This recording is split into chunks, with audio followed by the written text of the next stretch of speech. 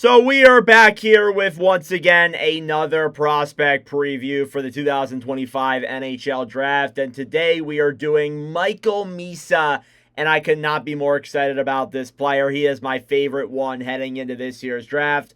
This is a guy who was just incredible this year offensively with the Saginaw Spirit. Him and Zane Parekh were just actually insane. It wasn't even funny. And to think this guy wasn't even invited to the World Juniors is goddamn criminal. I just want to put that out there. So, Michael Misa was born February 16th, 2007, and that is why I love this guy so much.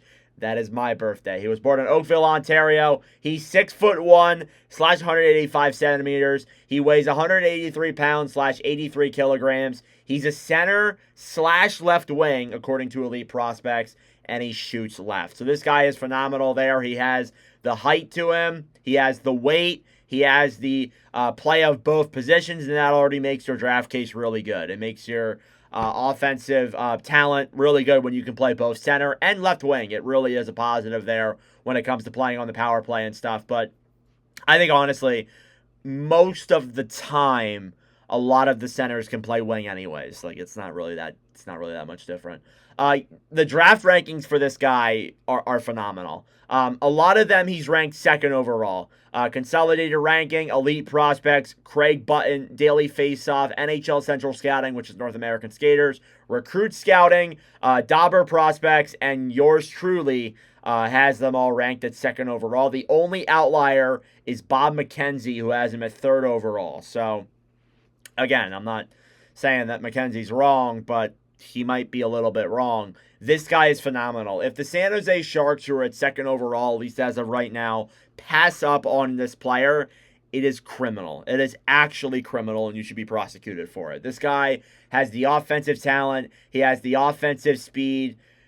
Like, this guy is literally incredible, and there's really no doubt about it there whatsoever. Now, the advantage here is that I do have the Elite Prospects draft guide as well. We'll get into that here in just a moment. And then I also have the Hockey News' draft guide as well. So we have plenty of things here to work with. We're going to put some highlights on screen here too in just a moment. But overall, this guy, you look at his overall numbers with the Saginaw Spirit in the OHL, he's been incredible. Now, we're going to go through season by season here because I really think that is really important to this guy's overall development. He played 45 games in 22-23, had 22 goals, 34 assists for 56 points. That's really good exceptional status age. Like, again, this guy got exceptional status at like 14. Like, that's actually crazy. And it's kind of funny too because he was born the same day as me, and like, here I am making YouTube videos and playing rec league hockey, and this guy's the same age as me, the same day as me, and is playing unbelievable hockey. Like, it's actually wild how good this kid is. But his first year was pretty decent. That's good for a 15-year-old guy at that point, turning 16 years old. In 23-24, though, was where there were some real heavy criticism. 67 games played, 29 goals, 46 assists for 75 points. And that's a good season on other accounts. But for the Ontario Hockey League, a league that is very high scoring, it was a year that was looked at as disappointing for Michael Misa. We really thought that this kid was going to take a big step. He really didn't. And that's why heading into this year, like, some rankings had him like third or fourth overall. Like, he wasn't like a top 2 pick or anything like that. But this year really kind of defied the odds of everything. 65 games played, 62 goals. He was nearly a goal per game. 72 assists for 134 points. So again, like, this guy is just the offensive talent, the skating, the shooting, the playmaking, the IQ. It's off the charts, and we saw all of that this year. Just honestly, this guy is phenomenal, and his 200-foot game is good too. Like, I think he's solid defensively. And just the year that he had this year, and again, I know we mentioned it a lot on the podcast and in videos here on the channel. A lot on the podcast, though. The fact that this guy wasn't even invited to the World Junior Championship is literally diabolical by Team Canada. This guy, like, leads all OHL draftees this year in scoring. He had 62 goals this year, was nearly a goal per game in the Ontario Hockey League, and he wasn't even invited. That's actually insane, honestly. And he wasn't even the only one either. Same Perek was also not even invited either. It's criminal how these players aren't getting invited. And again, Canada, that's a whole other thing to get into here. But again, just the fact that he wasn't invited, I think, honestly added more fuel to the fire. And that's why he's been playing incredible here this whole season. His strengths, almost everything, if I'm being honest with you. He has phenomenal skating. He has a great shot release. He's a really good playmaker, has phenomenal IQ. His IQ is actually off the charts. He has immaculate control when it comes to the puck, and he's very hardworking as well. So again, like, this guy is just so good when it comes to almost everything. The only two things that I would say he needs to work on, the number one thing is his defensive game. And I'm going to say this right here, right now. I have it in parentheses. It's much better than it was. It's gotten a lot better than it was. I think he definitely needs to improve on it, though. Like, for a guy who can score as talented as offensively as he does, I think there really is something to work on there in terms of the defensive game. There always is, to be honest with you. The only other thing that I see with Misa that is a little bit of a problem is just the way that he, like, forces plays. And I think almost everybody does this in this draft class, and young kids do it as well.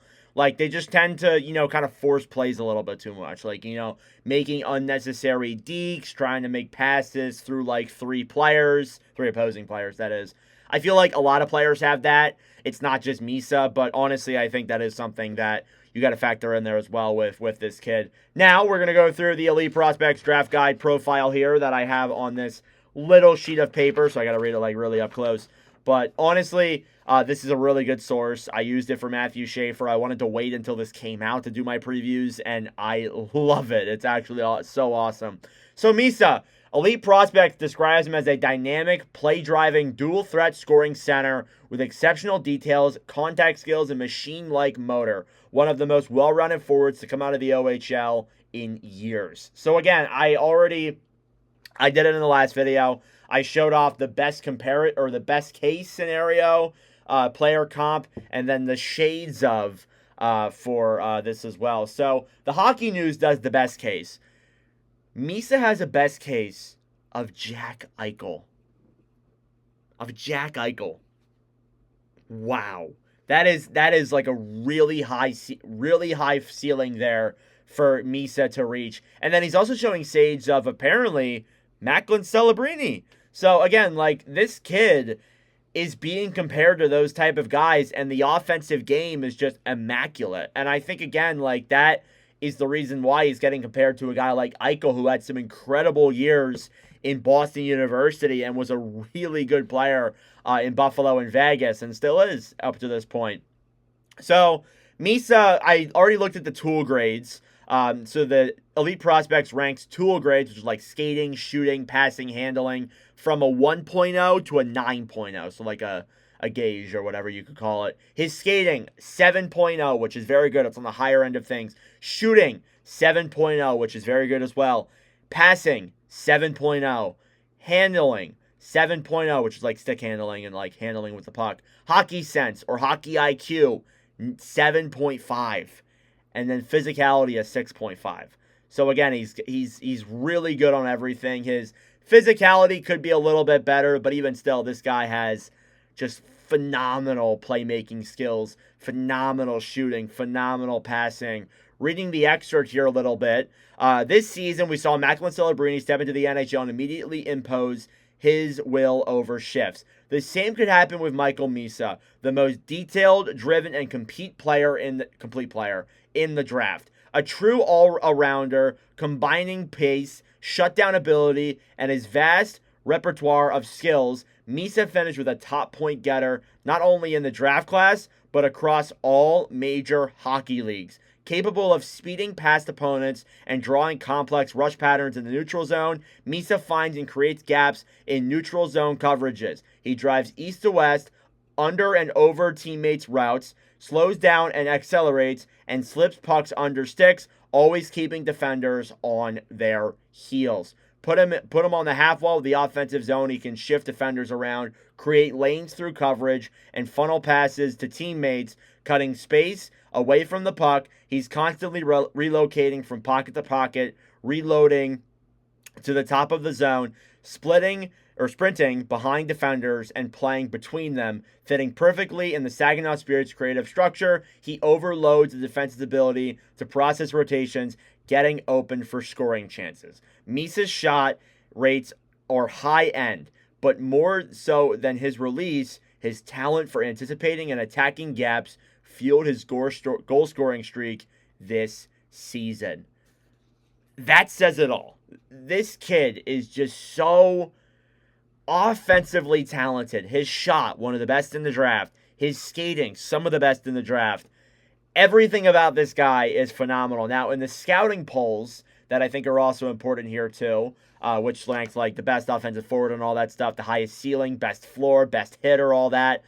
He is ranked number 1 in best offensive forwards, ranked number 1 in best transition forwards, ranked number 1 in best two-way forwards, ranked number 1 in highest floor, ranked number 3 in best motor, ranked number 4 in best straight line skater, ranked number 4 in best vision.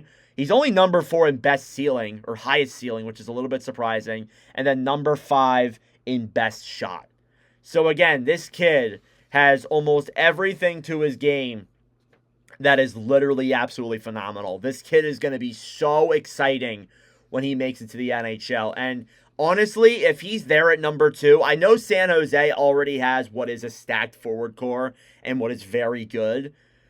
But I think if Misa is there, you have to go with him. You simply don't have a choice. And I think there are a lot of teams right now who are looking to trade into the top 3 to get this kid. A lot of people are talking with San Jose, like Philadelphia and Boston and Utah even are talking about moving up a couple of spots to get this player. And he might not even go first overall. That's the wild part. This kid has such a phenomenal offensive talent. He's good on the back end too. Again, he can improve, but he's still very good. Like, this is a scout's wet dream. He really is. So let me know your thoughts in the comment section down below, Michael Misa. I am in love with this player. But thank you all so much for watching. If you enjoyed, make sure to like the video down below and subscribe if you are new. We will have James Hagens here on Friday, so stay tuned for that. But that is it for me. Thank you all for watching, and I'll see you guys in the next video.